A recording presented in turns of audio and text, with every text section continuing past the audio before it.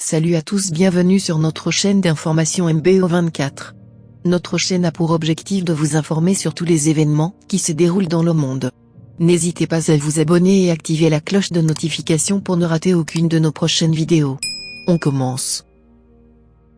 La communauté des États ouest-africains valide enfin les 5 ans de transition, proposés par le colonel Assimi Goïta, avec l'aide du président Macky Sall, président en exercice de la CEDEAO.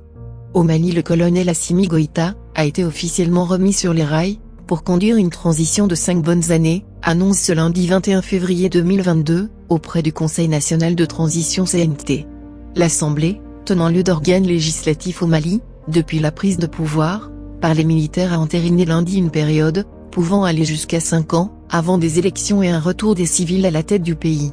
Le Conseil national de transition CNT, contrôlé par les militaires, approuvé par 120 voix, pour aucune voix, contre et aucune abstention, une révision en ce sens de la charte de la transition, ont constaté les correspondants de l'AFP. Cette charte fait d'office d'acte fondamental de la période précédant un retour des civils à la direction de ce pays, plongé dans une grave crise sécuritaire et politique depuis le déclenchement d'insurrections indépendantistes des djihadistes en 2012.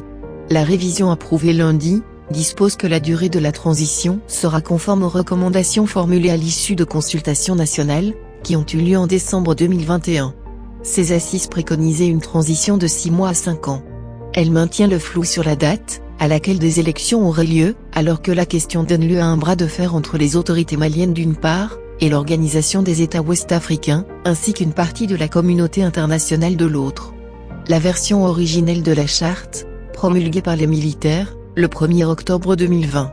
Un peu plus d'un mois après leur premier putsch, fixait la durée de la transition à 18 mois. La junte a depuis révoqué son engagement initial à organiser des élections, le 27 février prochain. Elle a exprimé son intention de rester en place 4 ou 5 années supplémentaires, un délai totalement inacceptable pour les Ouest-Africains. Celle-ci a sanctionné un tel projet, en infligeant le 9 janvier de lourdes sanctions économiques et diplomatiques au Mali, avec un embargo commercial, financier et la fermeture des frontières. En réaction, le gouvernement du Mali a déposé une plainte par le truchement des avocats de l'État, contre les sanctions économiques imposées par la CEDEAO et l'UEMOA, auprès de la Cour de justice de l'UEMOA.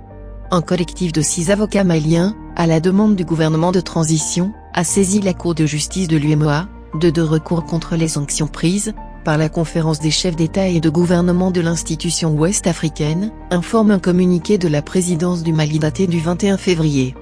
Par cette action en justice, la junte au pouvoir entend obtenir la suspension et l'annulation des décisions préjudiciables à l'État malien.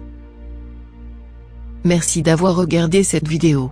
Si vous avez aimé, mettez un like, partagez. À bientôt pour un nouveau numéro.